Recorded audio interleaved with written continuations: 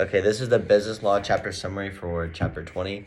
It starts off talking about the Wagner Act, which guarantees the rights of workers to organize and bargain collectively and forbids employers from engaging in a specified unfair labor practices, also called the National Labor Relations Act, or NLRA. It talks about collective bargaining, the Taft-Hartley Act, the Landrum-Griffin Act, all the different acts about all that stuff. Um, the National Labor Relations Board Act, or NLRB, the administrative agency set up to interpret and enforce the Wagner Act. Number one starts off talking about monitoring the conduct of the employer and the union during an election to determine whether the workers want to be represented by a union. Number two, preventing and remedying unfair labor practices by employers or unions. And number three, establishing rules and regulations interpreting the acts.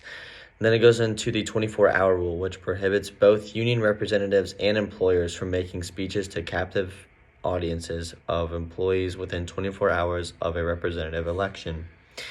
It goes on to talk about the union and how many members are actually in each union. The National Education Association has 3 million members. Service Employees International Union has 2,100,000 members. American Federation of State, County, and Municipal Employees has 1,600,000. I'm pretty sure I said that wrong. It's 2,100,000 for the service employees. The American Federation of Teachers has 1,500,000. International Brotherhood of Teamsters has 1,400,000. United Food and Commercial Workers International Union has 1,300,000. United Steelworkers has 1,200,000, and Communication Workers of America has 700,000.